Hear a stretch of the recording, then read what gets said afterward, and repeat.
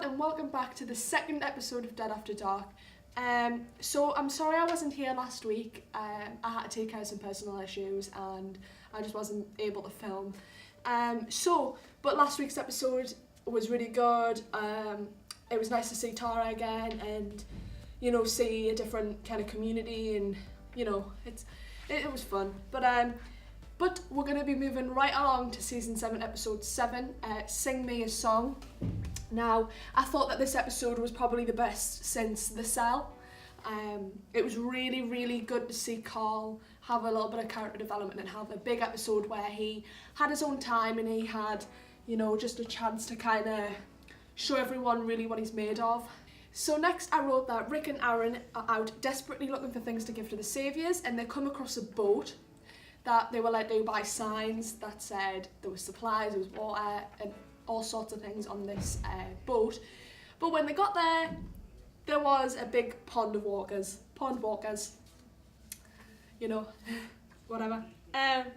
So next I wrote that Carl ditched Jesus when he was coming out the back of the van. I thought that bit was really, really funny because when Carl was like, you go first, I knew immediately that he wasn't going to go with Jesus. Of course, Carl wasn't going to jump out the back of a van. Carl's a badass, but he's not that much of a badass. And it was just when Jesus, I laughed, it was when Jesus just turned around and was just like, you go first. It's like he wasn't even mad. It's like he knows that what Carl's doing needs to be done and someone has to do it, but I think everyone thought it wasn't supposed to be Carl to do it because Carl's Carl, but we can't have character immunity because this is The Walking Dead, this isn't your average show. So once Carl shows up at the sanctuary, he kills two saviours, and then Negan admits that Carl scares the shit out of him. He even puts another saviour in front of him, he drags him along, and so he has literally a body shield. And that is the first time, can I just say that is the first time we've seen Negan actually scared of someone. And Carl is in the show, he must be 14 at the most. So this show is all about a kind of Negan-Carl relationship. And I really think them two are going to become allies in a way. Carl will still hate him for what he's done. But Negan kind of has this, he has this sway with people. And I think because Carl likes to be treated like an adult, even since season 2, when he went off into the woods on his own and he found a walker, and that walker ended up killing Dale, unfortunately. But I think Carl's always wanted to be, he always wants to be an adult because everybody else around him is. I think once Sophia died, he felt like, I'm an adult now, I need to be treated like one, and yeah. So next up, Negan shows Carl around the sanctuary. As if, for me, this is Negan, he's showing Carl around as if this is Carl's new home, which is pretty weird. Then I also wrote that Negan treats Carl like an adult because he lets him take his pick of the women that he has. And now these were all really pretty women. And one of them was Sherry as well, and Negan kisses Sherry right in front of Dwight. Bad timing. So, he also gives him a beer. Now, Carl, if my maths is right, which it probably isn't because I failed maths GCSE, if my maths is right, Carl should again be about 14 at the most because of how long the show's gone on for. So, I think it's just mad that he's giving him a beer, and for me that just screamed it doesn't matter anymore that Carl is very, very much underaged. Does that even matter anymore? Do the laws matter? In moments like this it becomes real that everything, society and everything how it was before, and it's gone now. The rules that people made aren't there anymore. Next I wrote, now this, I think this is one of my favourite moments of the whole season because the acting in this the kind of way it came across was very, very, very well done. When Negan makes Carl take off his eye bandage and sing to him. And again, I think that's a thing, like, Negan knows, Carl, you're a badass. However, you need to rein it in sometimes because you're dealing with me. So, it's how it is now, unfortunately. But while Carl is singing, he's practicing killing people. So I think it's kind of like a mixed message, like, you're doing what I say, but once you stop, that's it. Lucille is gonna get you. So yeah. I next put that Negan humiliates Carl by saying that his eye's disgusting. Now that is again one of the only times we've seen Carl actually cry, and for the first time in a while, Carl has cried, because over these seasons Carl has matured so much because of the things that he's seen. And yes, he's matured too early, and it probably wasn't the childhood he wanted to have, but he's matured so that he can learn to deal with these types of situations. And I think to show that how much of an adult he really is, he went to the sanctuary, and by Negan making fun of one of Carl's biggest insecurities now. I mean, Carl hasn't got an eye. He hasn't got an eye. Like, some of us don't have, you know, the friends that we want, or the general shit that we want, and Carl doesn't have an eye, and Negan was making fun of him because of that. Sorry guys about the noise outside. There are a group, I can hear them, it's really loud. They're out there kicking a bottle around in the corridor because I actually film Dead After Dark in my college that I go to, because they have really good lights and they have really good sets and they have the really good camera that I'm using, and my lecturer said that I could use it, but that's a bit of background knowledge. So next up, I wrote that Negan makes Daryl clean up some of the Saviour's urine off the floor.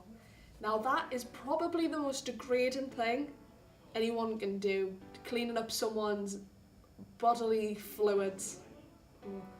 I couldn't do it, mate. Even in the post-apocalyptic world, I couldn't do it. It's weird. It's just, you know, you've got your blood and your gore, but not we. It's just a thing for me. But yeah, and he also uses the same iron that he burned Dwight's face with to burn another Saviour's face with. Again, I think that's kind of his trademark. Someone said this on Talking Dead, actually. I think it was Carl, Chandler Riggs. I think he said that it's kind of Negan's kind of trademark. Like, it's like a permanent thing on your face. You look in the mirror and it's a permanent thing that's saying, don't mug me off, because that happened and you will forever remember the pain of that happening. But whatever, it doesn't matter, because that is not the main point. For this, the main point is Daryl actually cleaning up the urine. Now, for me, I actually wrote this down in quotation marks, because I thought this like right after it happened. It's like Negan saying to Carl, like literally to Carl's face, you know, we took the strongest person in your group, the strongest minded person who, even before the apocalypse, was just surviving. You know, he wasn't living for the sake of, you know, the whole traditional job and getting married and having a stable relationship.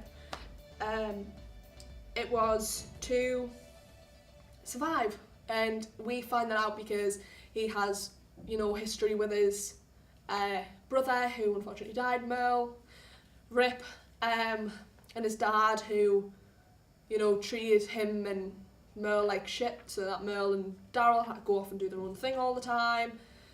But that's not the point.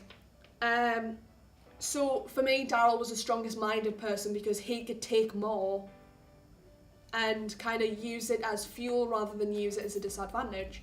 So I wrote that we took the strongest member of your group, the person who punched me in the face, talking on Negan's behalf, punching me in the face, causing the death of one of your original group members, and now you're cleaning urine off the floor for me. That's like going from like Queen standard to cleaning the toilets in McDonald's standard. Like, it's crazy. It's like, it shows that Negan is kind of relentless. Like, he's like a spoiled child at this point. He always gets what he wants, and that's the bottom line.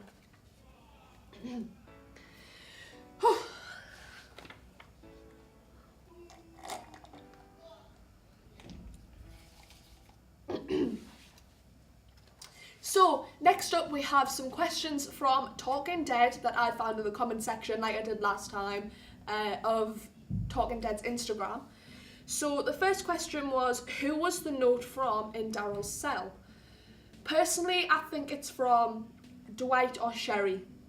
Now, I couldn't actually see, if anybody knows, please comment below what was actually on the back. I know there was a match, but I don't know what the other thing was that was taped. It looked like something that you put at the top of a clipboard, and I was like, I didn't know what it was, but I know it said like, go now. So hopefully on Monday night's episode we see Daryl escape and go back to Alexandria, and then whole war happened, but it has already been confirmed. I have to give credit to TWD True Fact on Instagram. He, blessed us all with the fact that Negan, Jeffrey Dean Morgan, has now signed his contract for season 8. Now, we know he got recruited in season 7, so he's probably doing like a seasonly thing, so that we don't know when he's going to be leaving or whatever. That's going off topic.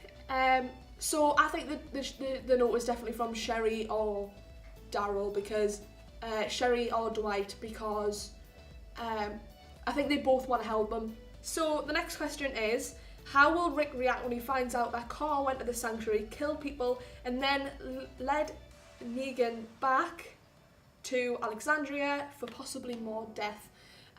Again, I have to give credit to TWD True Fact.